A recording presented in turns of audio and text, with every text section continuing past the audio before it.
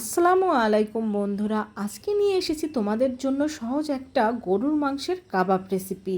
আর সেটা হলো তাওয়া কাবাব। এই তাওয়া কাবাবটা পরাটা, রুটি বা পোলাও দিয়ে খেতে কিন্তু খুবই ভালো লাগে। আর তৈরি করা যায় খুবই সহজে। ঘরে থাকা কিছু মশলা দিয়েই কিন্তু খুব সহজভাবে এই তাওয়া কাবাবটা তৈরি করে নেওয়া যায়। তো চলে যাচ্ছি রেসিপিতে। এখানে আমি হাফ কেজির মতো গরুর গোশত নিয়ে নিয়েছি। আর এই গরুর গোশতটা আমি নিয়েছি সামান্য চর্বিযুক্ত গরুর গোশত। আর এই রেসিপিটা তৈরি করার ক্ষেত্রে একটু চর্বিযুক্ত গোশত নেওয়ারই চেষ্টা করবেন। এখন এই মাংসগুলোকে আমি কিমা করে কেটে নেব। তো একটা চপার দিয়ে আমি এটাকে এইভাবে করে কিমা করে কেটে নিচ্ছি। তোমরা চাইলে এটা ব্লেন্ডারের সাহায্যে কিমা করে নিতে পারো, অথবা দা বটির সাহায্যে একেবারে ছোট ছোট করে কেটে কিমা করে নিতে পারো। আর এই গরুর মাংসের কিমাটা কিন্তু অবশ্যই একেবারে ছোট ছোট করে নিতে হবে। তো আমার এটা কিমা করা হয়ে গিয়েছে, তোমাদের দেখিয়ে দিচ্ছি। দেখো, কিমাটা ঠিক এরকম হবে। তো একইভাবে কিন্তু আমি সবটুকু গোছ কিমা করে নিয়েছি। এখন এর মধ্যে আমি দিয়ে দেব হাফ কাপ পরিমাণ পেঁয়াজ কুচি। আর এই পেঁয়াজটাকে কিন্তু আমি একেবারে মিহি করে কুচি করে নিয়েছি। দিয়ে দেব 1.5 টেবিল চামচ পরিমাণ গরম মশলা গুঁড়ো, 1 টেবিল চামচ পরিমাণ গোলমরিচের গুঁড়ো, আর দিয়ে দিচ্ছি এখানে কিছু চিলি ফ্লেক্স, আর দিয়ে দেব 1 চা চামচ লাল মরিচের গুঁড়ো। এখানে ঝালটা আপনাদের পছন্দ মতো ব্যবহার করতে পারেন। দিয়ে দিচ্ছি আমি 1.5 টেবিল চামচ পরিমাণ রসুন বাটা, 2 টেবিল চামচ পরিমাণ আদা বাটা, আর দিয়ে দেব এখানে আমি স্বাদ মতো লবণ, আর দিয়ে দেব এখানে আমি হাফ কাপের চাইতেও কম ময়দা। এখানে ময়দার পরিবর্তে কিন্তু আপনারা আটাটাও ব্যবহার করতে পারেন। তো ময়দাটা দিয়ে দেওয়ার পর এখন এখানে আমি দিয়ে দেব একটা ডিম। এই ডিম আর ময়দা কিন্তু আমাদের এই কাবাবের বাইন্ডিংয়ের কাজ করবে, তাই অবশ্যই এখানে ডিম ও আটা বা ময়দাটা ব্যবহার করতে হবে। তো এখন এই সব উপকরণগুলোকে আমি ভালোভাবে একসাথে মিশিয়ে নেব। তো সব উপকরণগুলোকে একসাথে আমি ভালোভাবে মিশিয়ে নিচ্ছি। আর এখন আমি এর মধ্যে দিয়ে দেব 2 টেবিল চামচ পরিমাণ কাবাব মশলা। এই কাবাব মশলাটা দেওয়ার কারণে কিন্তু এর টেস্টটা অনেক বেড়ে যাবে।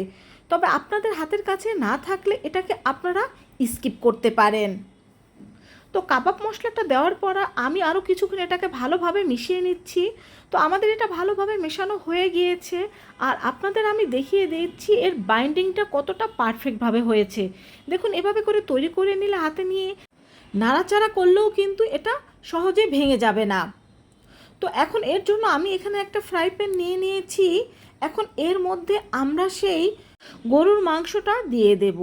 আর সম্পূর্ণটা দিয়ে দেওয়ার পরে এইভাবে করে হাতের সাহায্যে চেপে চেপে এটাকে আমি একটা রাউন্ড শেপ দিয়ে দেব। আর এইভাবে হাত দিয়ে চেপে চেপে এটাকে একেবারে পারফেক্টভাবে আমরা চারিদিকটা সমান করে নিয়েছি।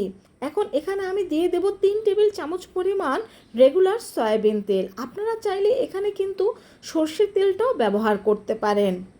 এখন এটাকে আমি ঢেকে দেব। আর ঢেকে দিয়ে আমি 5 থেকে 6 মিনিট অপেক্ষা করব। এর নিচের অংশটা যখন শক্ত হয়ে আসবে তখন একটা স্প্যালার সাহায্যে এটাকে আমরা এইভাবে করে পিস পিস করে কেটে নেব। আপনারা কিন্তু আপনাদের ইচ্ছে মতো এটাকে শেপ দিয়ে কেটে নিতে পারেন। বন্ধুরা, এই কাবাবটা তৈরি করা কিন্তু খুবই সহজ, তা তো তোমরা নিশ্চয়ই দেখতে পাচ্ছ। সম্পূর্ণ ভিডিওটির সাথে থাকো, দেখবে তোমাদের কাছেও এই রেসিপিটা খুব ভালো লাগবে। আর বিফ দিয়ে তৈরি যেহেতু কাবাব, এটা খেতে কিন্তু খুবই টেস্টি হয়ে থাকে। তো আমি কিন্তু এরই মধ্যে সবগুলো কাবাব এর পিসগুলো উল্টে দিয়েছি।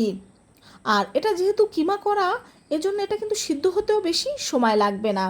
এখন এটাকে আমি আরও 6-7 মিনিটের জন্য এভাবে করে ঢেকে দেব। তো 7 মিনিট পরে এর ঢাকনাটা আমি তুলে নিচ্ছি।